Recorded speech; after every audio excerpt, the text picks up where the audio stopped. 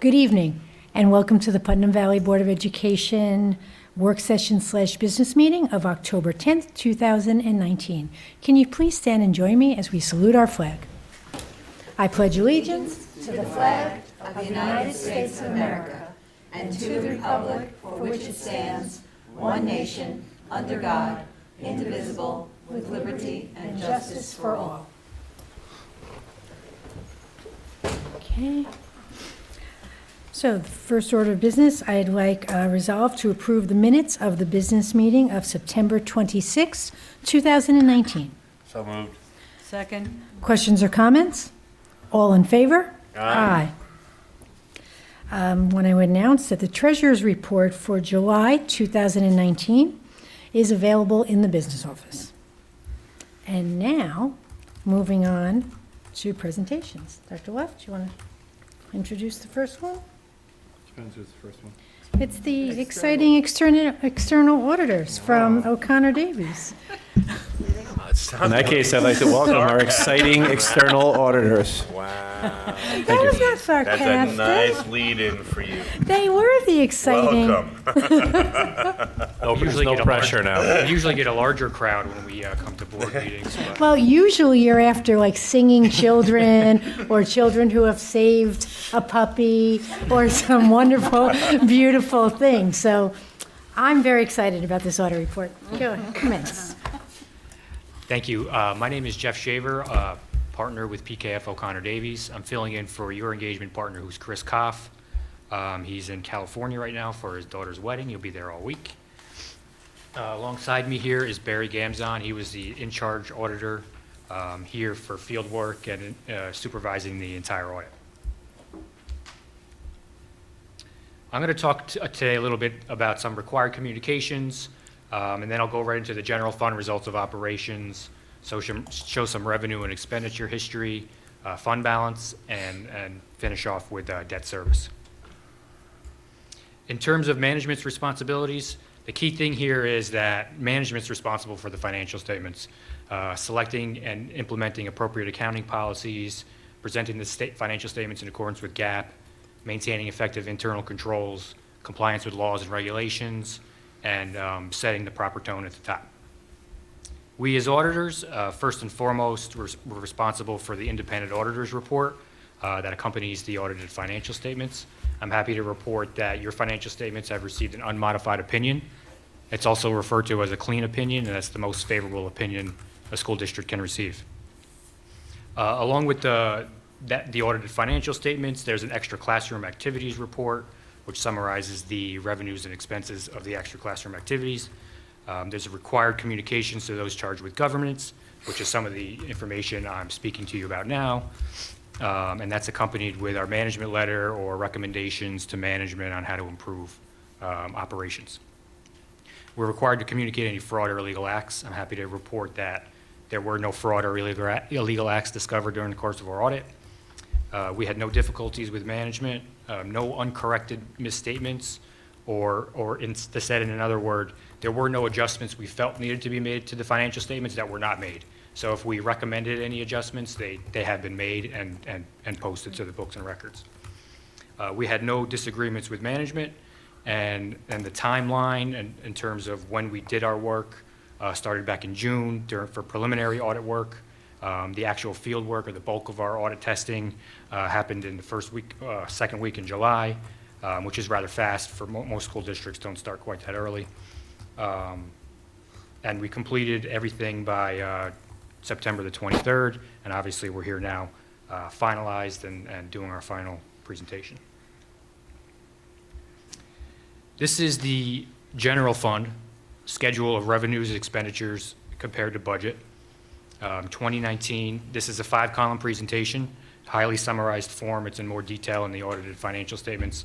The first column is the original budget as adopted by the board and the voters, with the only addition to that being open purchase orders from the previous years that increased that amount. The second column is the final budget, which encompasses any amendments or transfers approved by the board during the year. The third column is the actual revenues and expenditures. The fourth column is the encumbrances. That's or open purchase orders that will carry forward into the next year's budget. And the last column is the variance between the final budget and the actual plus the encumbrances. When the original budget was adopted, it was anticipated $47.7 million would be collected. Actual revenues were $49,215,000. That represents a positive budgetary surplus of $1,484,000.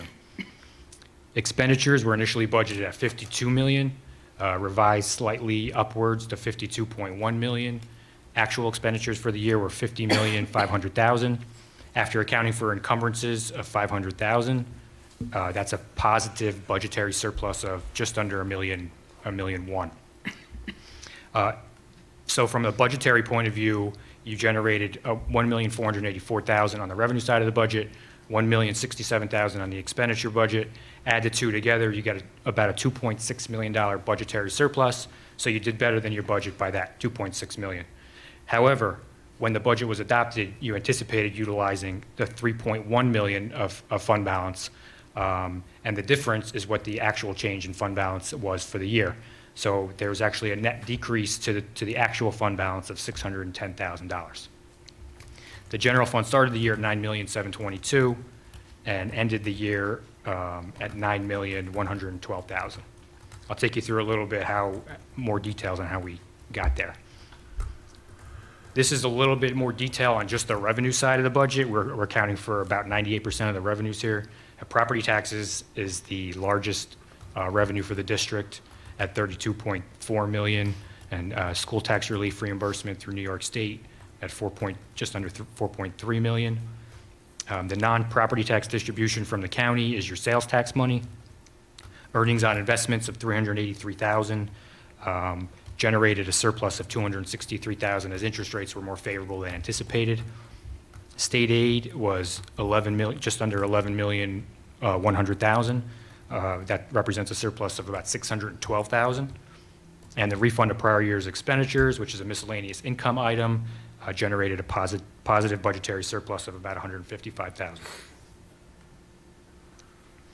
This is, I like to say, for your viewing pleasure. It just shows a little 5-year history on some of these major revenue categories. You can see the trend on the property tax line, $30,911,000 5 years ago, and then it has grown to $32.4 million for the 2019 fiscal year, and you can kind of see how state aid has been tracking over the last 5 years. $9.7 million 5 years ago, trending upwards to our $11.1 million for 18-19. These are some of the major expenditure categories. You see we've accounted for about 80% of your general fund expenditures here. The variance, I'll just point out, the variance with the budget you see is kind of sprinkled about the entire budget, so there's no one category that stands out as where you're generating your surplus, so you're kind of getting it throughout your budget. Again, the same categories on expenditures, a 5-year history. You can see 5 years ago, the expenditures, these specific expenditures totaled $36.2 million, and for 2019, they're up to $40,800,000. So this is just for the board to look at to see a little bit of history.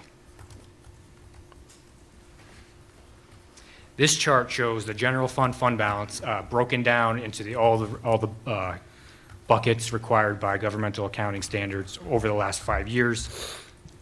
You can see the first column is the 2019 fund balance. The school district has non-spendable fund balance of $262,000. The largest category is restricted funds, and that totals $5,468,000. You have the various reserves as set aside in the chart: repair reserve, property loss and liability reserve, tax certiorari reserve, employee benefit accrued liability reserve, $645,000, ERS retirement contributions of $1,820,000, a new reserve allowed by New York State, authorized by New York State, is set aside as $404,000, and your future capital project reserve is just about $1 million. So that's the total. That's all your restricted funds at $5,468,000. The assigned category is encumbrances that'll carry forward into the next year, $513,000. plus amounts designated for subsequent years' budget. So pieces of this fund balance that were utilized to balance the budget for the 1920 school year. And the residual amount of fund balance, or what's left over after accounting for all those categories, is what we refer to as the unassigned fund balance, and that is $2,067,000, and that's at 4% of the next year's budget, or the 1920 budget, and that's the maximum amount allowed by New York State. So you're currently at the 4% allowed by New York State. And you can see the history over the last 5 years, the district has been right at that maximum amount allowed by New York State.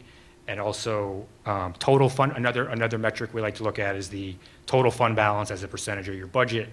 At the end of 19, you see it's at 17.63%.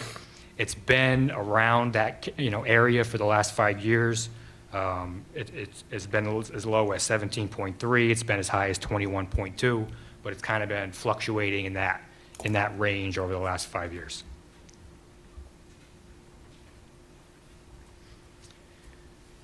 This is just a brief snapshot of some of your other operating funds. You have the debt service fund with ending fund balance of $4 million. That's funds that are set aside to be used to offset future debt payments. So you can only use it for that restricted purpose. I know you during 18-19, you earmarked some of those funds to offset debt service costs. In 19-20, you've done the same, and that is the amount left over at June 30th, 2019. And after, I know you've designated, I believe, $1 million for the 19-20 school year. So come next year when we're standing here, we anticipate that number to be about $3 million left for future years.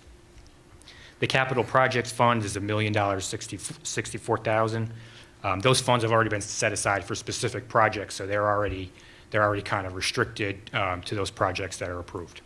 The school lunch fund stands at $245,000. That's the operations of your breakfast and lunch program. And the special purpose fund, or your scholarship and trust money, is about $107,000.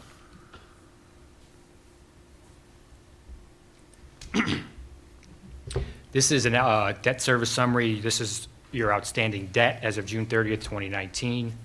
Bonded debt outstanding is $14,395,000. I'm sorry, that was the original amount issued. The outstanding amount of June 30th, 2019 is $7,689,000. The bottom of the chart shows when those principal and interest payments are coming due.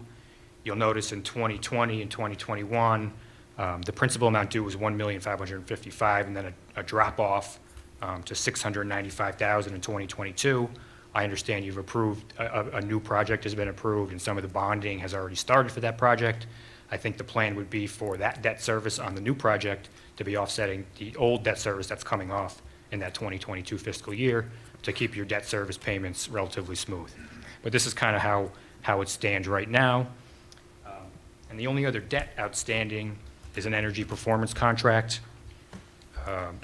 Upgrades done, loans taken out to do upgrades for energy efficiency related projects, and that stands at about $6.5 million at June 30th, 2019.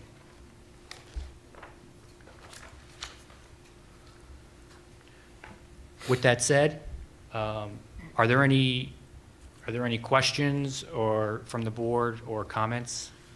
Anything I didn't cover that you'd like me to cover?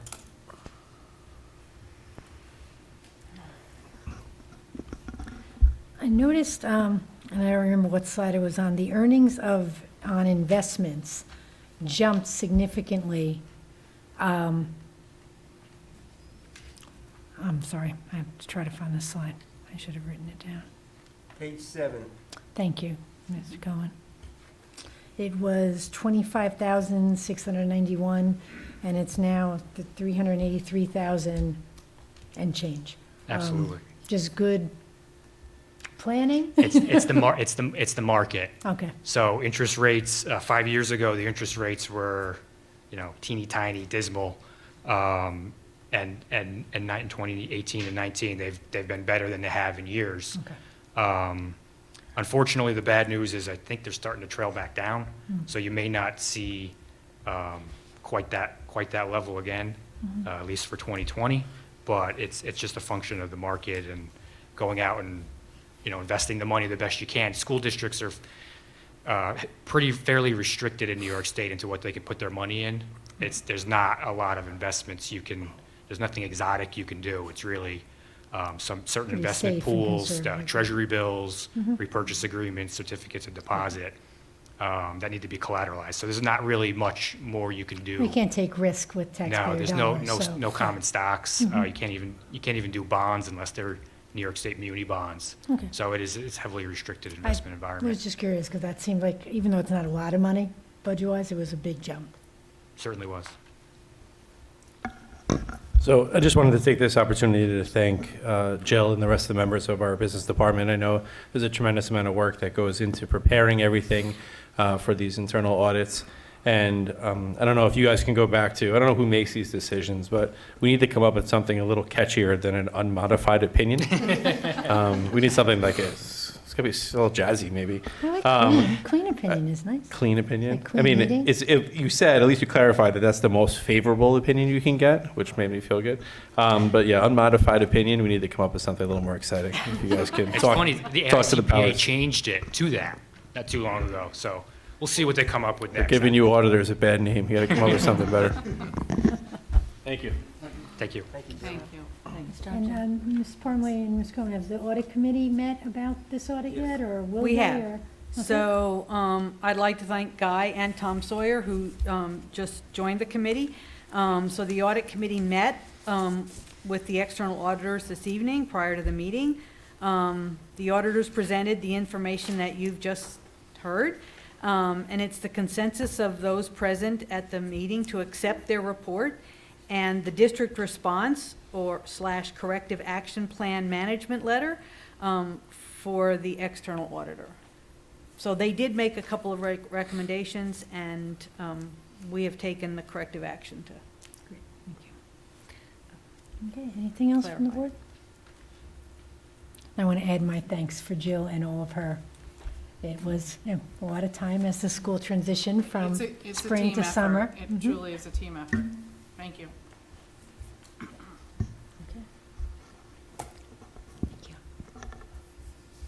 Next, turning off this slide.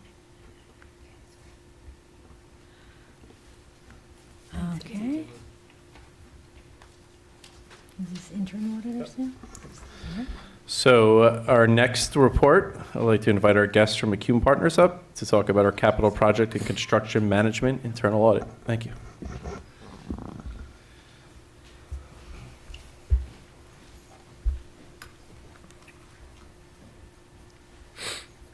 So the internal auditors aren't exciting?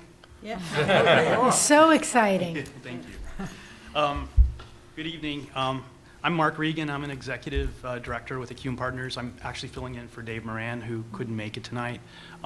Dave did oversee the audit, and Sharon Eason's joining me. She actually performed the audit for us. So we're going to go through a few things on the audit. First, if you, oh, I have to do this, right?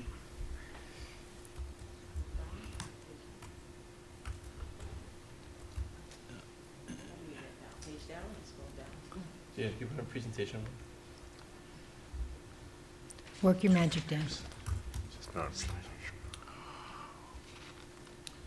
Technically challenged here.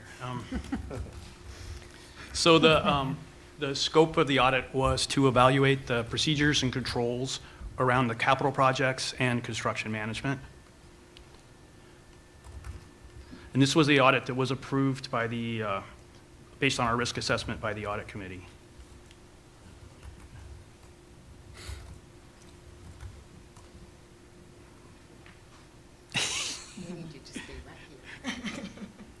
We're Windows people.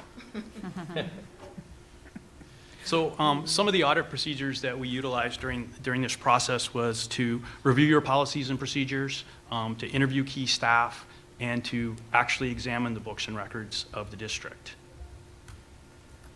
There you go. There you go. Doesn't take much. He can be taught. So rather than unmodified, we have a rating system of satisfactory, which means that there are little or no issues, needs improvement, which means there are some internal control issues which should be addressed by the district, or unsatisfactory, which means that there's significant control problems. I'm going to hand it over to Sharon now to discuss the results of the audit. We'll give you a slight improvement on the rating of satisfactory. I'm good with satisfactory. They took out adequate. I like being satisfactory. So for this audit, we looked at 5 different areas. We looked at the contract bid process. We looked at contract payments, contract changes, contract monitoring, and the capital project procedures, all of which were rated satisfactory. And as Mark just said, satisfactory is the best rating that you get, means that the internal controls are in place. And us as auditors did not find any deficiencies in that area. However, we do have a few recommendations that we presented at the audit committee meeting earlier today. And the recommendations are as such, that the district should continue its procedures and controls for capital project and construction management. The district should utilize a mechanical date and time stamp for received sealed bids, and that the business office may want to add an additional review step to confirm that a complete and identical set of signed copies sent to the New York State is filed in the business office. And essentially what that means is that when we spoke to Jill, they have already implemented, since we've done this audit, a checklist that will now serve as the cover sheet for what's filed in the business office, so that matches what's sent to the New York State office. And the same thing with the date and time stamp. And because there was some kind of issue with the date and time stamp, it was not implemented at the time when we performed the audit, but since then, conversation with Jill, that has been corrected. These are really minor housekeeping items. Mm-hmm. Any questions? No. No. Well, thank you so much for your time, and thank you, Jill, and your staff. Appreciate it. That was very exciting. Thank you very much. It was satisfactory. Jill promised maybe bought a new one of those mechanical date stamper things. I have an unmodified rating on that wonderful presentation. All right. And just the audit committee also, Yes. you know, Thank you. heard basically what they just presented. They answered all our questions. We had asked them to look at this specifically because of the upcoming building project, because we wanted to be sure that whatever we had in place was satisfactory, or above satisfactory, so that there would not occur any problems in this next phase of building projects. So so we agreed last year to have them look at this. It was the consensus of those present on the committee to accept their report and and the district response / corrective action management letter for the internal audit also. Okay. So that was number 3.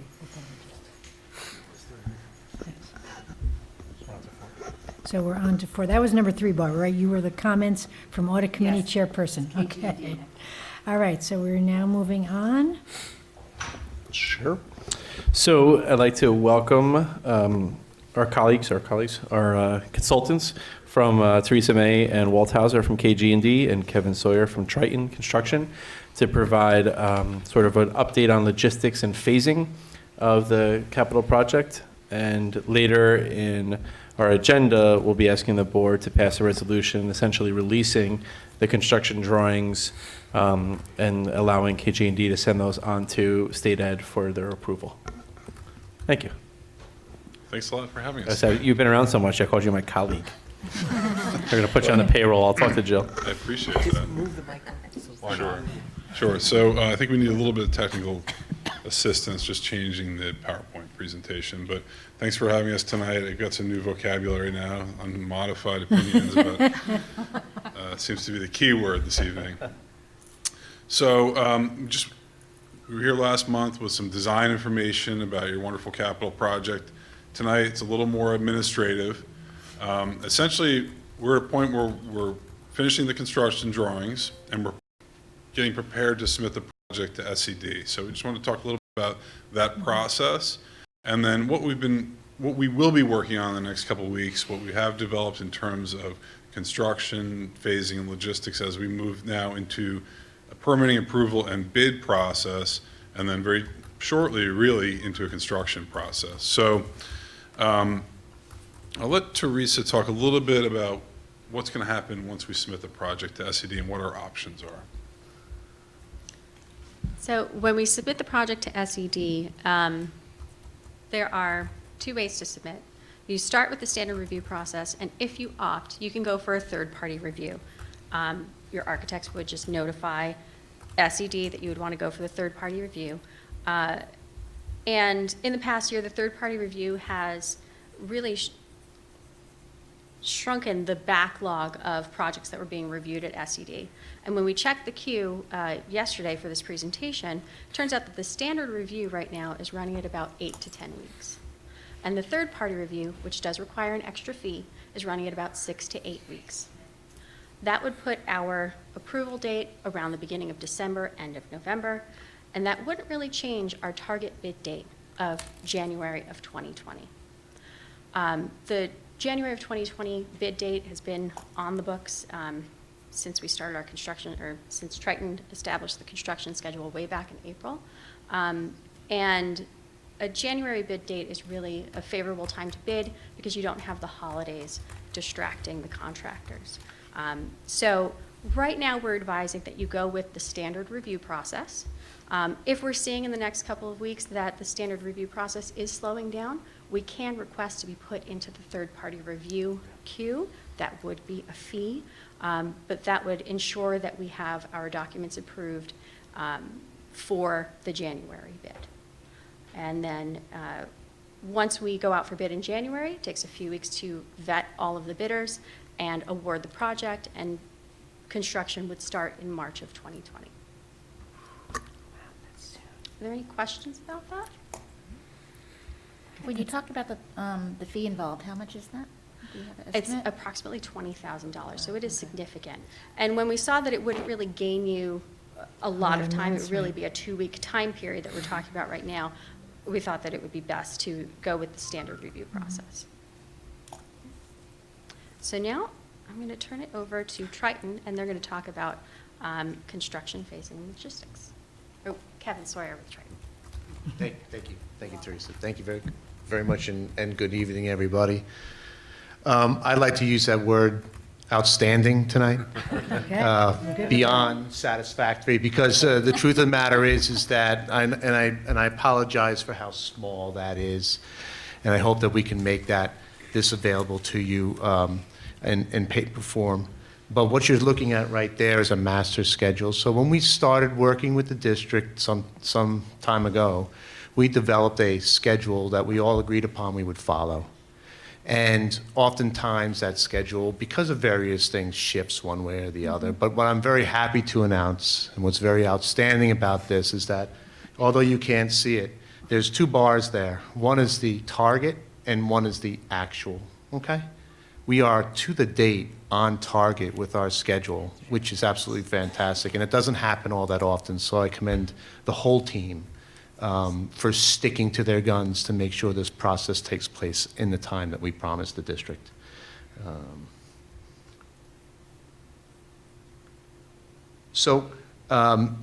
We talked a little bit about design, and now we want to talk about next steps. What happens now moving forward? So we have had regular meetings once a month with the administrators who have all given us feedback, as well as your committees and various other user groups, to help us get to where we are today.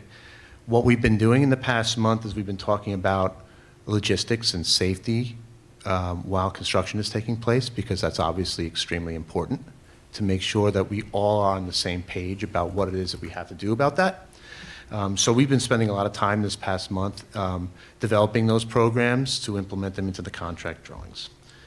Right now, based on our anticipation of the completion of the SED review process, we believe we'll be bidding either way that you choose to go, with an expedited review or standard review, sometime in January, and having the bids opened in March, which is a perfect bidding time. Construction is planned in each one of the buildings at various time periods. At the elementary school, all that work is interior, so we're planning on doing that work over the summer. Okay? I'm going to skip down to the high school. The high school is also a set period of time, so we're anticipating to start that sometime in April, right after the spring thaw, get into the ground, and have that done for January 2021. All right, somewhere around the first of the year, maybe a week or two into January. All right. And the middle school, there's a few different things, exciting things that are going on there. And I'll talk about that in a minute, but I think you may have seen this before, maybe not as much detail, but this is the Wellness Center addition on the back of the high school. We are proposing to put a construction access roadway off of your main entrance drive that leads on to and around to what is now your practice football field, and utilize that practice football field for parking and staging and logistics for the Wellness Center, but also parking for the work that's going to take place in the middle school as well. Okay? It's really hard to see, but there is a fence laid out around the whole entire site for safety and protection. There'll be some various signages and things like that. And then at the end of the day, we're going to leave the old roadway in place so that it could perhaps become something else that the district may want to use, like an emergency access route for emergency vehicles, or part of a run. You've got a cross-country track that's through the woods there. Maybe you can utilize that.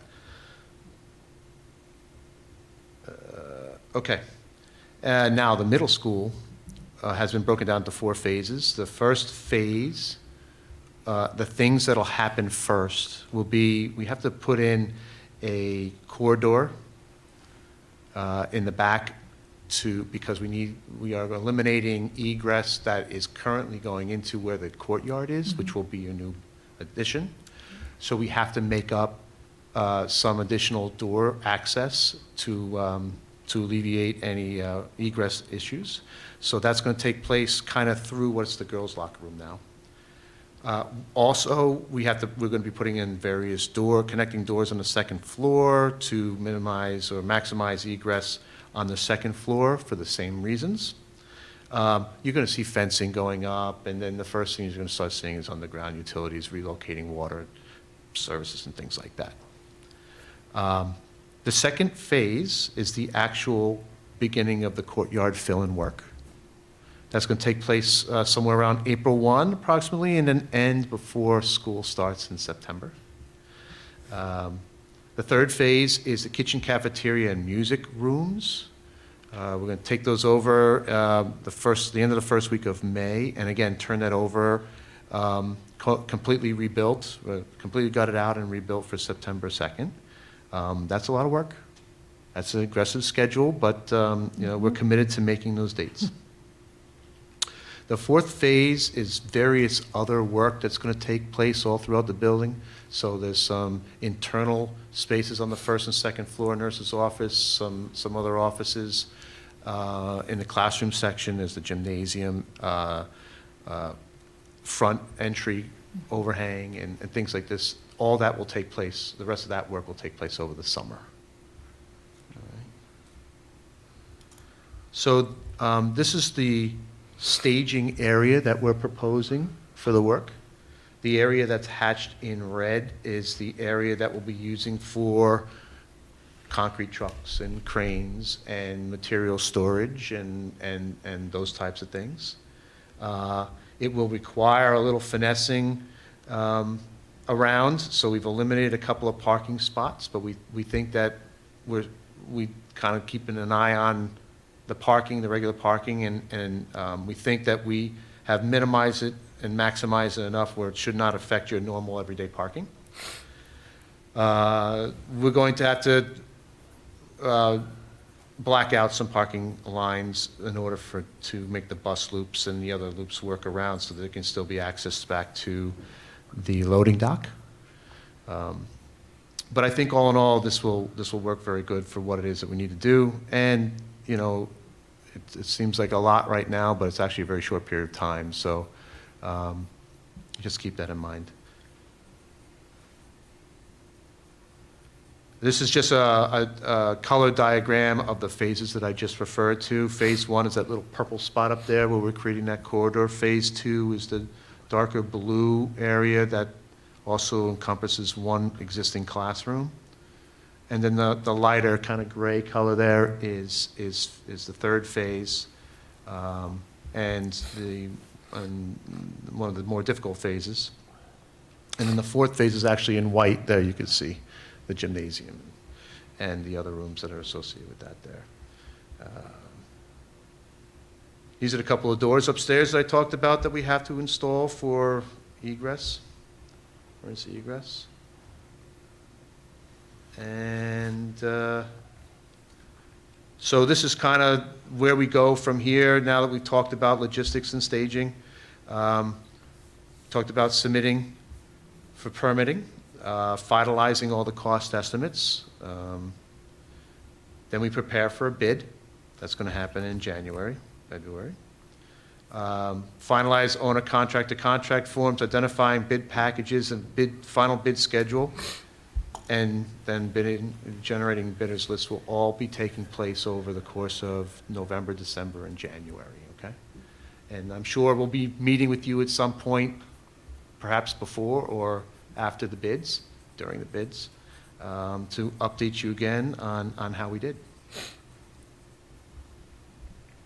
And that's it. You have any questions? I just have one question. The block out of the parking spaces is during school time. Correct. I couldn't tell how far over it was at SSI. How does it affect bus drop-off? Because I know we have all the buses arriving at once now. So, do you want to answer that? Right. So what you can't see on here is before you get to that staging area, they're essentially going to create a new loop. Oh, okay. So the buses, the elementary school buses will still, the buses will still drop off in front of the middle school and then loop back through the parking lot. Okay. So there'll be sort of a road will be created in the middle of those parking spaces and allow them to loop back around. Parent drop-off will remain the same. At the earlier one. At the earlier one, another change will be we're actually going to double stack buses in front of the High school. high school. Okay. So, because now we can't put buses through that construction zone Right. for students to board, so we're going to double stack buses in front of the high school, which involves certain amount of logistics for, they have to now arrive in order, right, stage out on the driveway, because they can no longer sort of parallel park if they show up, not in the correct order in which they have to leave. So that's a change, but we already have drawings done for all of those things. Dave Spittle's already designed sort of the routes and where the buses are going to be. So there'll be a tremendous amount of communication that'll take place with the parents and the students and the community as a whole before any of this actually starts, so people are aware of the changes, and we'll dismiss a little early to give students a chance to make sure they know where their new bus locations are. And for anyone who's ever done construction in their house, there's no clean way to do it, so we're trying to be as proactive and as creative as possible to think about all of these things now. The amount of hours we spent just talking about this one slide in terms of the contractor's staging area, where it could be and how big it could be. Dave's been out there several times counting parking spaces to get a sense of how many spaces we can live without. But you know what, it'll be beautiful when it's all done. Well, and we're only 2 years into all the buses arrive at once. So if you had told me 3 years ago we would be doing this, you're like, what are you smoking? It's a Because there's well-oiled no machine. way. It's a well-oiled machine now. I have a question regarding the parking spots. Are there going to be additional ones built during this somewhere to offset the ones that are being taken away? I know it's more than a couple being taken away, so how are we going to? So we've been auditing the number of parking spaces that are free in a basis now, and the numbers have been in the 50s. So we're losing, I don't remember what the number was. 45 spots. We have talked about striping some new spots on where the extended blacktop area is by the turf field over there. We can stripe some spots there, as well as the area closer to the trailhead for the wellness trail. So we know we've sort of recouped some space. And we could certainly paint some spots in to recoup some parking spaces. But worst case scenario, we think we have the spaces we need to accommodate what is a regular day traffic. Anytime there's certain special events or things like that, we're going to struggle with parking for during that time. There just was nowhere else to put that staging area. At one time, we were talking about putting gates and opening and closing it, but that was just sort of a logistical nightmare to keep people out and when you open it, when they're closed. And at the end of the day, the last thing we want to do is disrupt the construction, because every time we're going to disrupt the flow of construction, there's more and more likelihood that they're not going to be done in September. So I would rather sacrifice parking spaces now, have time to plan for it, and knowing that I'm not restricting their ability. Because otherwise, we'd have to say, well, you can't bring any materials in for this time, and then at this time, and then you can't have any construction workers in the zone during this time, and that's certainly not going to be conducive to getting the work done on time. So that's how we ended up here.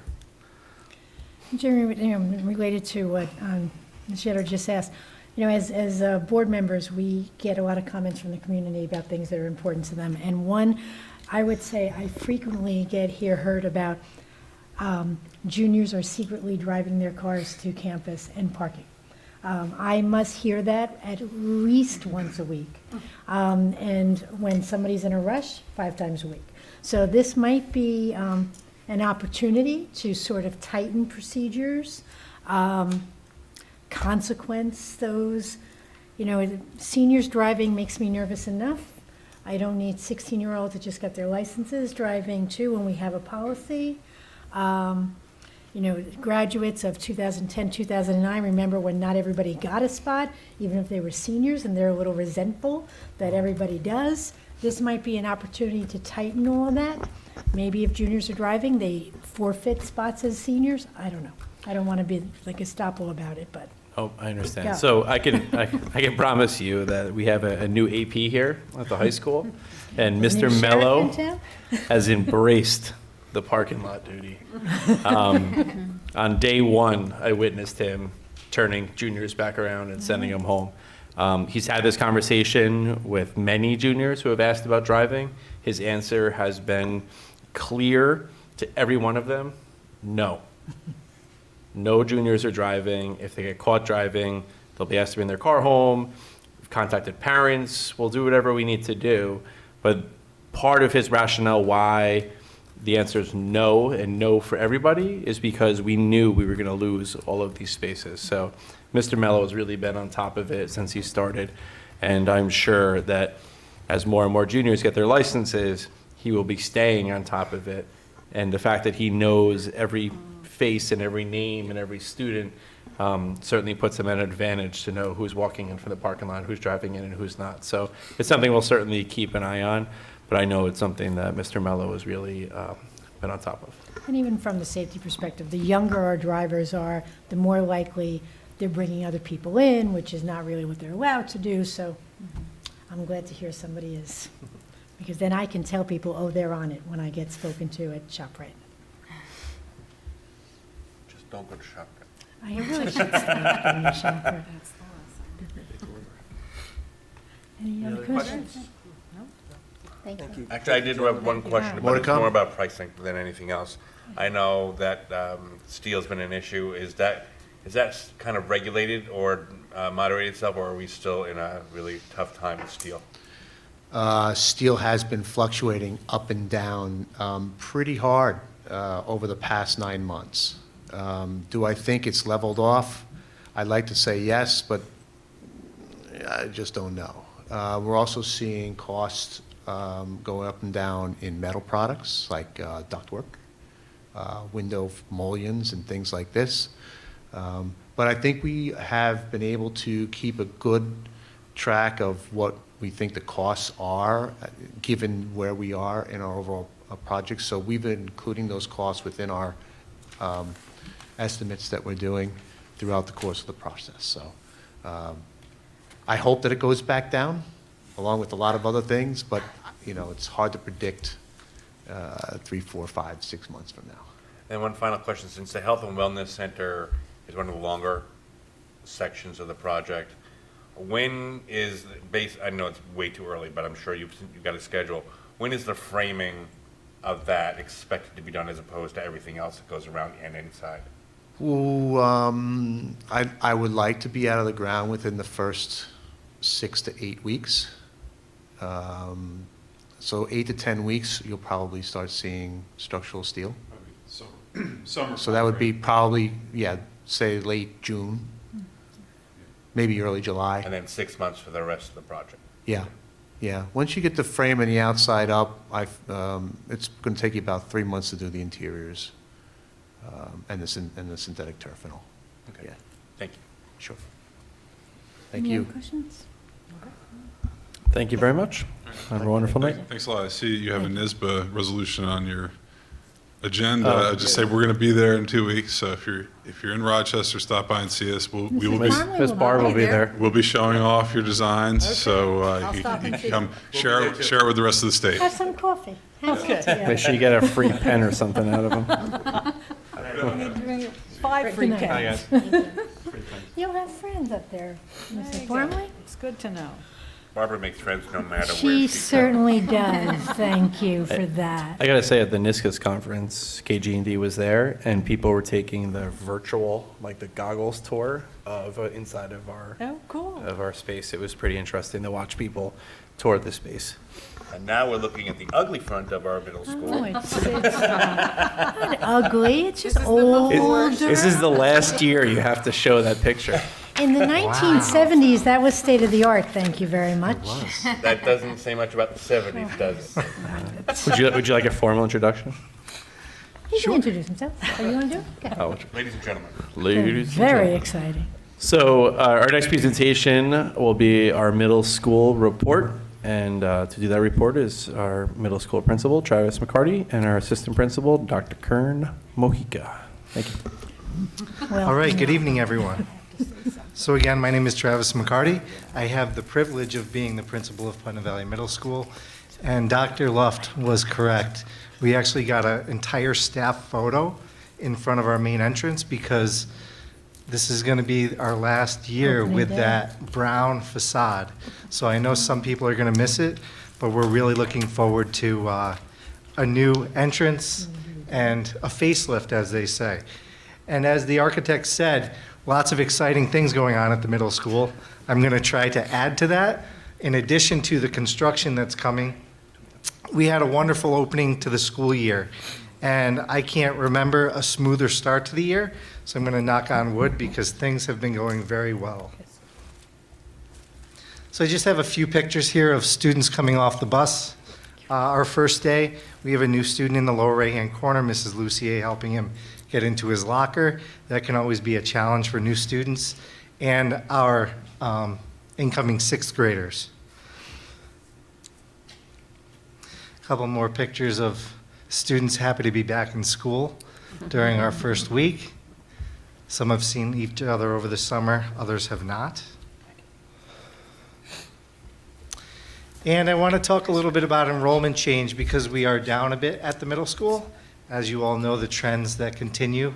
Our fifth grade is virtually unchanged. In 2018, we had 121. 2019, we currently have 120. Sixth grade, we're down a little bit, 128 to 125. Seventh grade, we're actually up 127 last year to 132 this year. They're our largest group in the building. And our eighth grade is down. We were at 133 last year and currently at 119. So a total of 496. Last year at this time, we were around 509. So down a bit. These numbers actually have fluctuated a little bit since the beginning of the school year. We've had some students move in. So at one point, we were down to around 491, and we're back up to 496. So that could actually, we could be above 500 by the end of the year. We do see some incoming students actually in the spring and near the end of the year. It's an interesting trend that we've watched. Can I interrupt you real quick? The seventh grade that went from 127 to the eighth grade 119, where do those kids go, the students go? Sure. So some students move out of district, and that's been the trend there. For the most part, they've moved out of district. That's interesting. Everything else went up except that. Great. Yeah, Yeah, by almost 10. It'd be interesting. I don't think that's a historical trend to lose students from 7th to 8th, so it could be a one-time, one-year thing, students moving out of the district. But it's certainly something, we track this historically, so we can certainly go back and see, is there some sort of historical trend of losing students from 7th to 8th grade? But I believe this is sort of an anomaly. actually, the area we usually see incoming students in 6th grade Right, because of the Catholic when they come out of schools. Catholic Right, schools mhm. or other schools. And then you see the change from 8th to 9th grade. So some students do go to private schools and other places after they leave 8th grade. So it's not a historical trend of a change in reduction from 7th to 8th. It's a good question. It'd be interesting to see where these students wound up. But I can say just off the top of my head, I know the students very well because we're a small school, and some just moved out of district.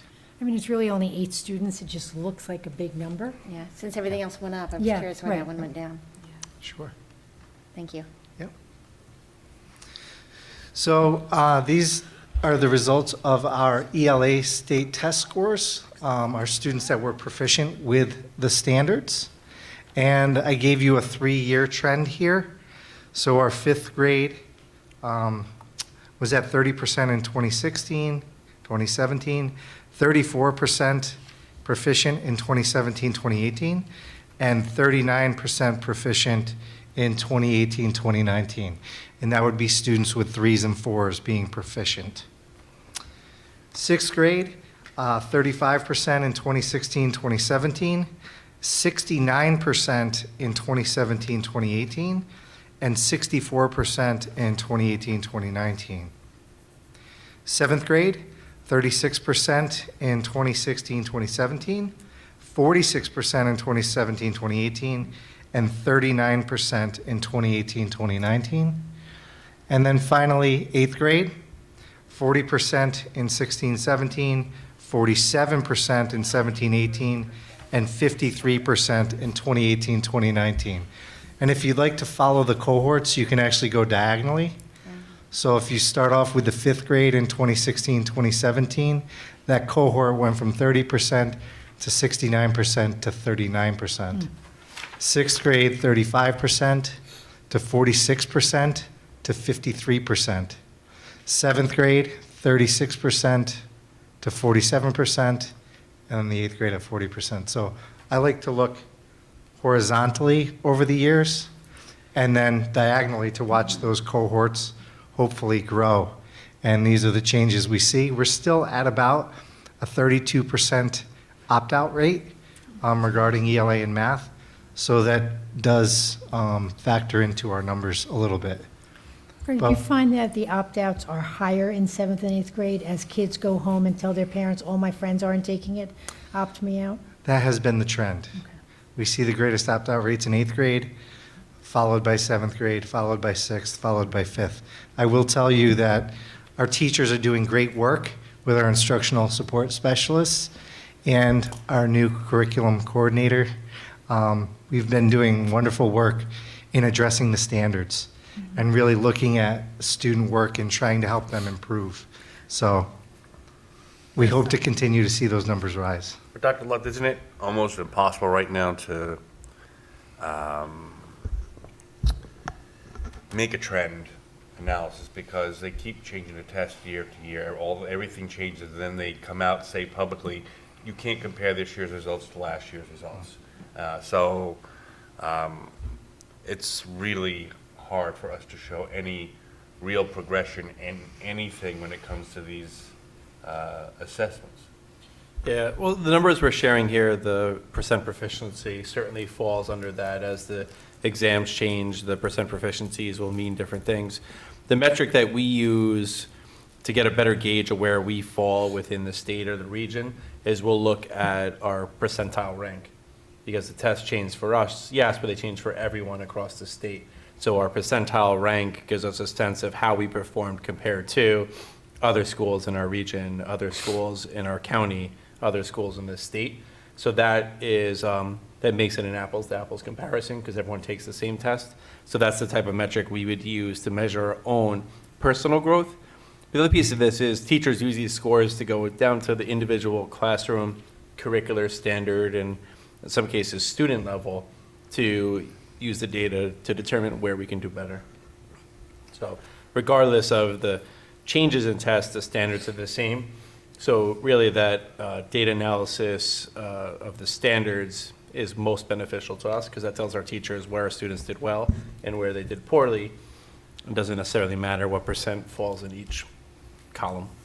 But the biggest problem you have here is because the size of our district in each grade, and then you take the opt-out rate, 5 or 6 students, that's a plus or minus 5 or 6, almost 4 or 5%, so it's very difficult. Well, and the other measure we also use is iReady. So we use another program as well to see how students are progressing.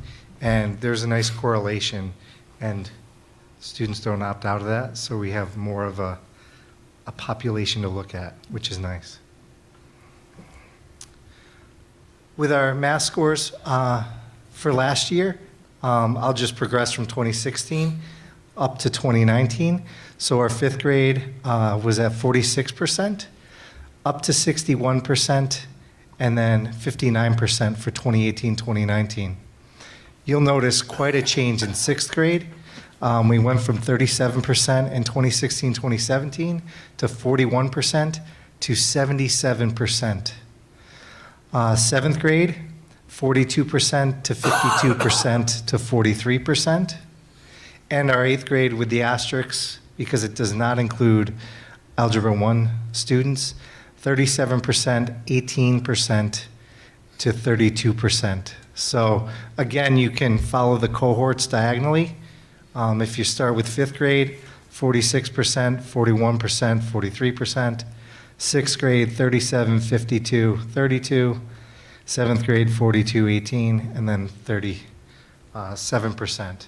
We did have a 100% passing rate for our 8th grade Algebra 1 students, and that was one cohort.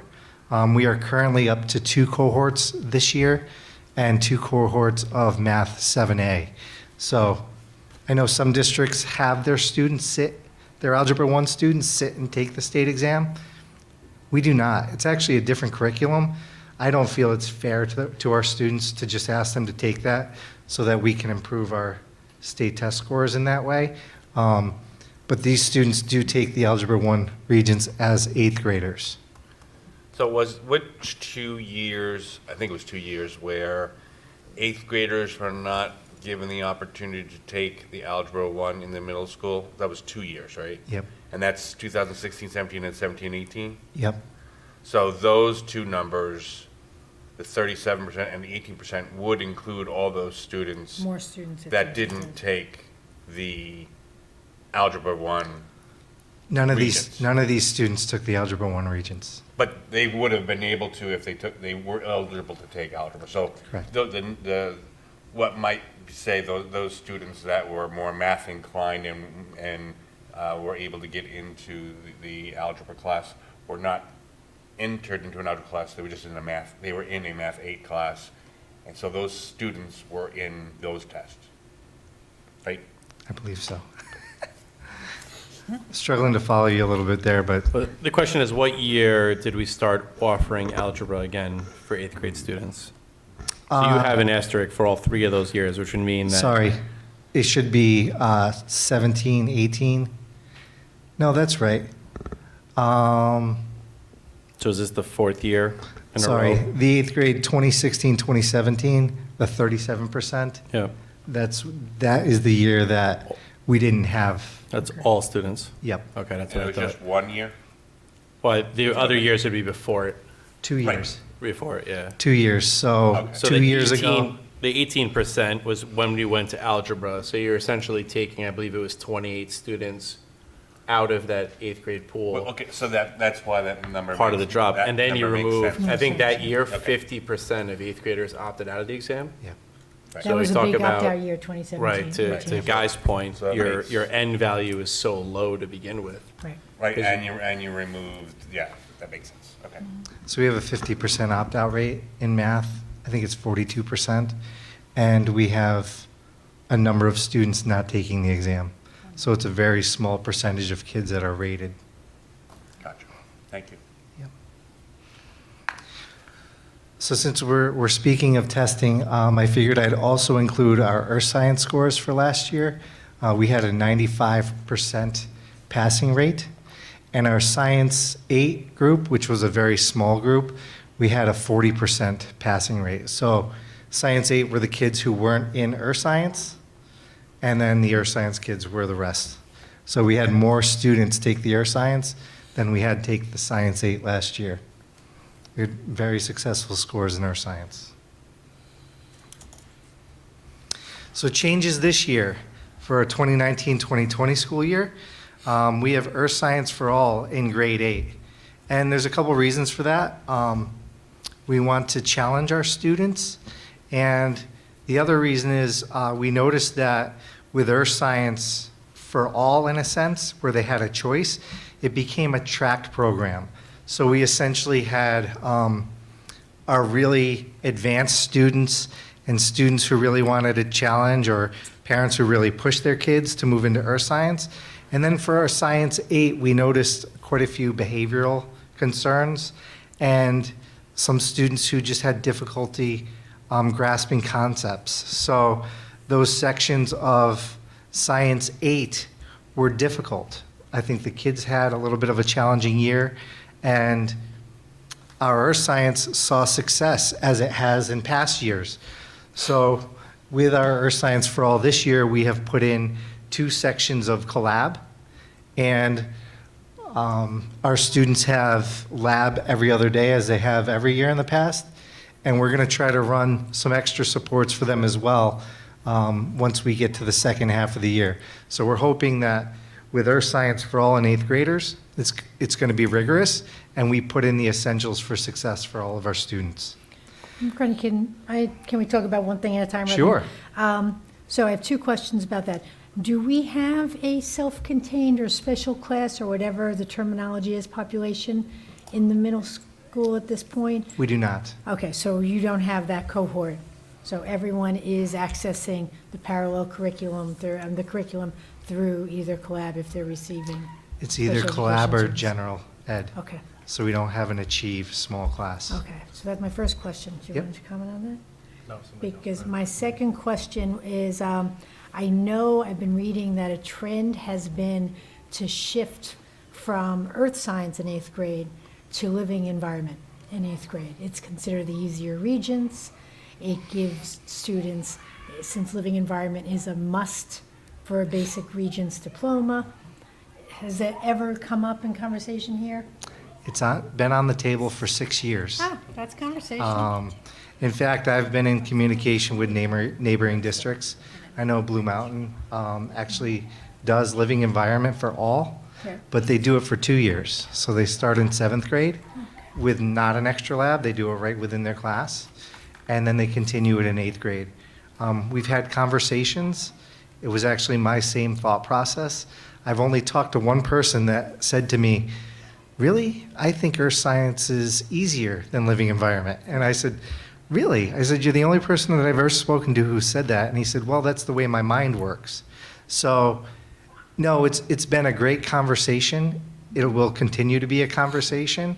I'm hopeful that the supports that we have in place, the majority of our students are successful. We do know that it's virtually impossible to get 100% passing rate, which would mean the students then retake the earth science regions as 9th graders. And but that we is do- part of their high school transcript. It is. Which is an impact. Yep. So we continue to talk about it. It's also talking about a personnel shift between buildings, in a sense. Yep. So we've been in conversations with Dr. Entrieri, and we'll see what comes of this. But I'm hopeful that we have a great success rate. Right, Rockland has made the switch mostly. Almost all of the Rockland districts are doing earth science, living environment for all in 1 year, Yep. so. Hmm. But, just curious, Yeah. on to math. So this year, we have 2 sections of Math 7A. That's kind of a continuation of last year. but those students are now in Algebra 1. So we have 2 sections of Algebra 1.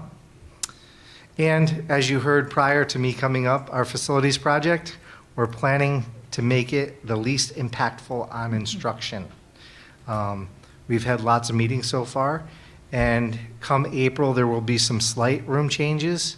Come June, it looks like our chorus and band students will be relocated, either within the building or hopefully the possibility of coming over here for a few periods. We also talked about lunch, the possibility of some students, 7th and 8th graders, coming to the high school for lunch, and our 5th and 6th graders actually having lunch in the gymnasium. So the food would be trucked over to the middle school, as much of it is now, and they would set up, eat, and then we would break down the tables, and it'd be a bit of movement. But I think the bright spot for me is it's only 3 months, and I keep saying that. And as we all know, middle schoolers are very flexible, and so are middle school teachers and middle school administrators. So please bear with us. We will be transparent as possible, and all teachers have been contacted and communicated with, and I have presented to middle school families at back to school night that these changes are happening, and we'll make it the least impactful as we can. If you're not flexible by nature, you get flexible by practice. Yes. So, Another great change this year, and Dr. Mojica was really on the forefront of this. He reminds me often, is that the way that it's always done? But why is that the way it's always done in Putnam Valley? And I have to think about that because I've been in the district for 15 years, and he really forces me to think sometimes, why have we always split our lunch groups? And I've always said, well, it makes it easier management-wise. We don't have the space. And he said, let's try it. So we know that our enrollment is declining a bit, and we put all of our students in 5th grade together to eat. And you know what? Nobody sat alone at any tables. All of our tables are full. All the kids got to sit with who they like and who they want to sit with. I usually get 30 to 50 emails at the start of every school year. My son or daughter's best friend is not in their lunch group. Please switch their schedule. I can't do that because then I have to switch everyone's lunch schedule. So we have had only one parental email regarding the switch in saying, you know, there's a child in the grade level my child doesn't get along with, and I just say, hey, have them sit at opposite ends or let's talk it out. And it has worked seamlessly. Dr. Mojica has been in the lunchroom, down at recess. So the kids come all in, they eat together, and then after 20 minutes, 25 minutes, some of them go down to the turf. Some of them stay up to the upper level and play basketball. And on rainy days, everyone just goes into the gymnasium. So what we feared for many years and saying it couldn't be done, all of a sudden we make this transition, and it has been really wonderful. And I have to say kudos to our monitors because they've been circling and cycling through their stations and ensuring that things do run smoothly, because with this project, we're getting a larger dining hall. So I can only imagine how nice it's going to be when we have that little bit of extra space, because there's a lot of kids in that space. We're still under occupancy. And the kids really have made it run smoothly along with the monitors and Dr. Mojica. So these are just a few pictures of what that space looks like. Kids really love going down on that turf. It's a highlight of their day. I mean, I think when the split lunch happened, there were 150 extra students in the middle school. That's almost a lunch period. That's more than the class. Sure. Right now, on top of it again. So, but I think what happens is you keep doing it, you keep doing it, you keep doing it, till you realize we don't have that anymore. So we already have half the class from 15 years ago. Sure. Other changes this year, in our Mandarin Chinese class, we have a new teaching assistant from PNW BOCES, and she is fluent in Mandarin Chinese.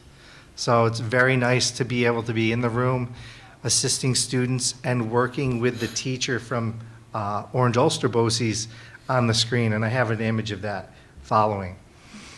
We are back to 40-minute class periods for 7th and 8th grade. I think last year we reflected a little bit on 80-minute block scheduling. We found that the hallways were congested because in the middle of the block, students would get up and go to the hallways, but they didn't have to go from point A to point B. They had to go from point A back to point A. So some didn't go and use the bathrooms, some just stayed, and it led to difficulty in transitioning. So we're actually looking, I'll talk about this a little bit later, at moving to 60-minute block scheduling for 7th and 8th graders. It's a hope. We have a scheduling task force that met in September, and our next meeting is actually tomorrow. So we're looking forward to talking more about that. Nice addition, we have Mrs. Kildoff, our K through 5 school counselor. She actually spends 2 days a week at the middle school, Tuesdays and Thursdays. And Ms. Coleman, who's with grades 6 through 8. Now, I don't want you to think that Ms. Coleman can't work with 5th graders, or Mrs. Kildoff can't work with 6th, 7th, and 8th graders. We do.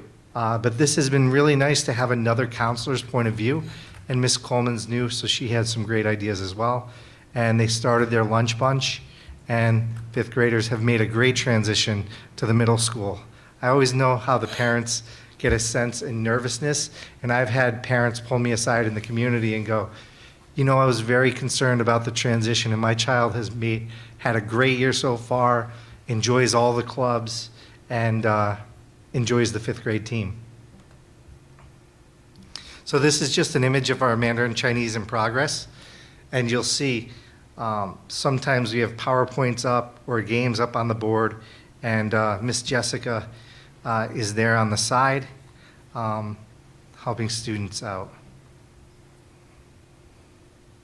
And here are our student government runners. So these were the students who were brave enough to stand in the pack and give speeches in front of 500 students. And congratulations to all the student government winners. I actually went to their student council meeting this afternoon, and there had to have been 30 to 35 students just gathered together for student council. So not just the student government winners were there, but the student council as well. And I shared with them that I'd like to have lunch with the student government people at least either once a month or once quarterly to hear more of their ideas. What's interesting this year is the speeches weren't solely geared toward, we want more recess equipment, we want better food in the cafeteria. They were very thoughtful and insightful, and I really appreciate that. And I want students to be more open to come into my office and share ideas because it's powerful. So congratulations to those winners, and kudos to those students that stood up and gave speeches. So some of our summer work, we continued to work closely with our new curriculum director, Ms. Mistretta, and our instructional support specialists. We have a new Encore, social and emotional learning, which integrates Yale Ruler. So we have social and emotional learning in grades 5 and grade 6. So all students get that course for 7 weeks. And what's interesting is originally we had thought we were just going to work with Yale Ruler, but we're also working with our school counselors who come into the classes once a week or once every other week. And they're working with Second Step program on making good choices. And I'll tell you, we have Mrs. Parchin and Mr. Soprano who have worked very well with Mrs. Coleman, Ms. Coleman, and Mrs. Kildoff. We have our One Book, One School initiative. This year it's The Misfits, and our students are reading that in our advisory class to start the day from 7:45 until 8:02. And of course, Mr. Spittle's not here this evening, but kudos to him for our new wellness trail. I can't tell you how many of our students have benefited from that already. Teachers come down, they take a radio, and especially in these SEL classes, they'll take a radio and they'll take their students around the mile loop. And you can see Ms. Sommer here with her class and their smiles as they were walking the trail themselves. So you have a lot of cool ideas for those, like outdoor adventure ideas for our PE teachers. And The class trip right at home. it is. No busing. It is, and maintaining that trail as well. So some of the renovations to the middle school, we didn't have any major renovations this year. We know there's a lot coming, but I know Dr. Luft started the innovative classroom groups. So some of our, actually many of our middle school teachers were part of that cohort. So you'll see on the left-hand side, those seats, I call them hockey pucks. They're actually stackable, and some do rock, so they swivel a little bit at the base.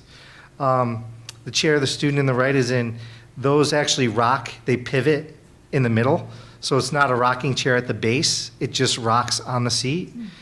The upper right-hand corner, this is outside of our tech room. We have 2 larger tables with high-top stools. So our students, this is a hallway. So they're working in a space that's considered a hallway, but we have this furniture for them. We also have a green screen painted on the wall, and we have 2 rollable tables for students to video in front of that green screen. So now we have 3 locations at the middle school. We have a portable green screen on our 2nd floor. We have a wall painted in Mrs. Sherwood's office, and we have a green screen wall painted outside of this space, all for videoing for our students. And down in the lower right-hand corner, that's our art class, and we do use that space for classrooms as well. It's got an interactive TV, rolling larger tables and rolling chairs. So students really benefit from that movement.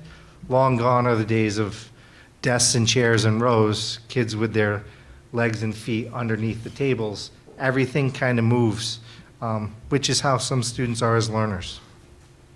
So I spoke a little bit about moving forward 2020, 2021. We're looking to implement a 60-minute block schedule in 7th and 8th grade. We're really lucky right now with 5th and 6th grade. The pod model was brought back in 6th grade a couple years ago, and I saw the benefit of that as a teacher. I got to know my students much better, and the students went from ELA to social studies seamlessly, and that humanities part was very flexible. So those students get 60 minutes and then 40 minutes. Or you could arrange it 2 60-minute periods and then an 80-minute period, depending on how your co-teacher feels. So there's a lot of flexibility in grades 5, 6. We've kind of been handcuffed a little bit in 7th and 8th grade, mainly due to certifications. And again, last year we tried the 80-minute block. We're back to 40, and I think 60 is the happy medium. And I haven't talked to one teacher yet that has said, no, I'm upset with seeing fewer students for longer periods of time. So instead of 5 sections and seeing the kids for 40 minutes like a factory model, you would see 4 sections, and it would be a 60-60, 40-40 rotation. So we're still working out the kinks. We hope to get back to the board and Dr. Luft around December. Right now, we're in the phase of, do we have enough rooms, and do we have the personnel? Because when you get creative with scheduling, sometimes it means adding, and we just have to be thoughtful with that. I know you've asked questions throughout. I appreciate that. But do you have any additional questions regarding No, thank you for letting the us middle do that. school? You're not going to be able to recognize it next year with the new facade. Now, the all room is getting turned into what again? Is that where guidance is going to be? The all room is going to be our AP's office. It's going to be school counselors, along with our psychologist and our social worker. It's also going to have like a little suite for students to go to a safe space who need to be seen. And then there's going to be a conference room, and the copy machine room is going to still be there. There's a lot going into that middle space, but what we saw was it wasn't so conducive to being a classroom, even though it was nice. That flexible classroom is moving downstairs, right behind my office at the front of the building. So it's going to be right next to the library and right next to the Learning Commons. So it's essentially being relocated. You Yeah. both participated in the color run this Yes. last weekend? Thank you. You're welcome. You're good sports. Thank you. I enjoy the color run. I enjoy trunk or treat. You know, my kids go through the district, and it's really is a great community. And I was sharing with parents tonight at our Washington, D.C. Parent Info Night. We have about 55 families signed up right now. And I was on Facebook, and I joined the middle school group. And there was an image from 1973 the year the middle school opened, 72. So in the spring, they went to Washington, D.C. And someone posted an image of the group in front of the White House. And I'm looking at it, and my wife goes, "Isn't that John Pellegrino?" Now, I started 15 years ago. Pell was here maybe 5 before he retired, but I considered him a founding father of the middle school. And sure enough, it was him. Big hair and tall, and it's nostalgic. I recommend anyone joining the Putnam Valley Middle School group. I'm not sure who runs it, but it's really interesting. The people were like, "Yeah, do you remember there were no walls and everything was open?" I don't remember that. I remember the carpet and the blue basketball court. So there has been great change even over the last 15 years, but there's more to come. We're moving in the right direction. Thank you, everyone. Thanks. Okay, that was fun. Oh, yeah. It's gonna get sweet. Notice we ask more questions about curriculum and instruction than we do about audits.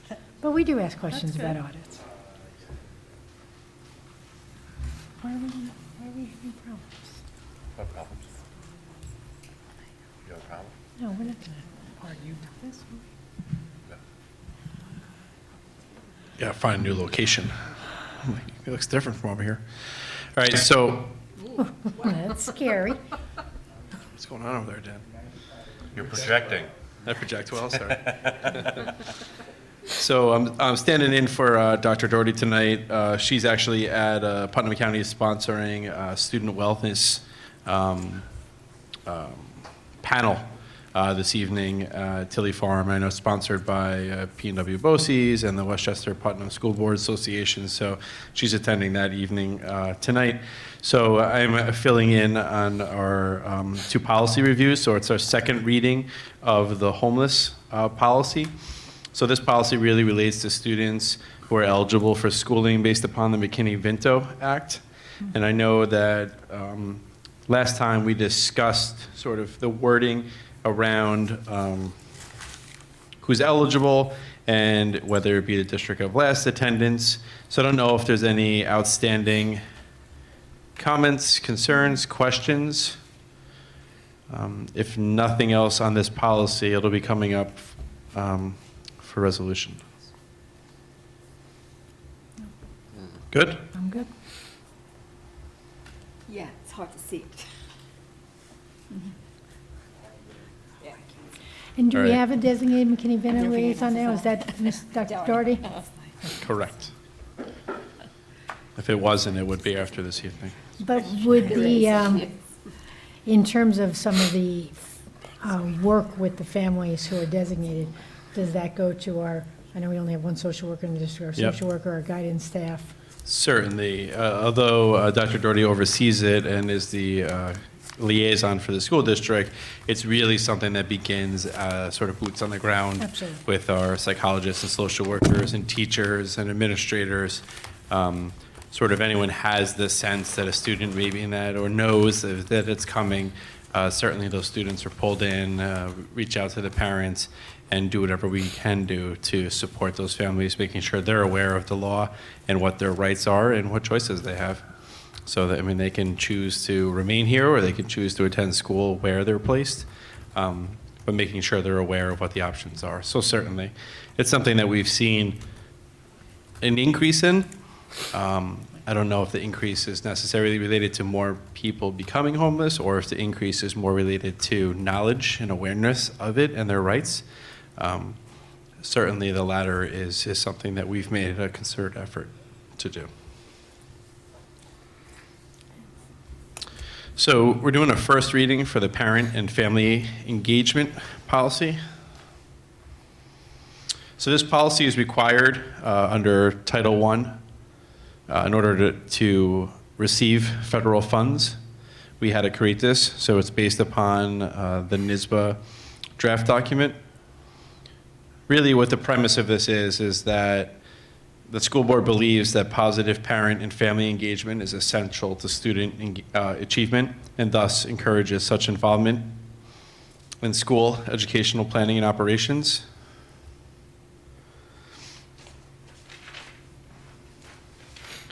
I'm just going to highlight some of the.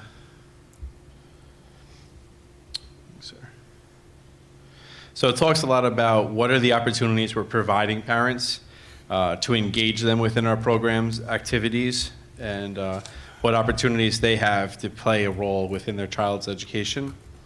So throughout the document, you'll see references to opportunities in which parents have to inform the district on their beliefs for how Title I allocations or how Title I spending should be allocated, and opportunities for them to participate in not just the Title I allocations, but also to involve them within, empower them to be active within their child's education.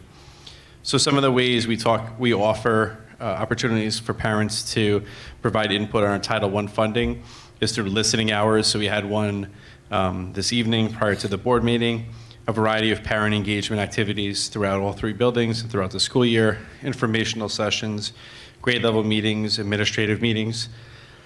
Later on in the document, we talk a little bit about groups.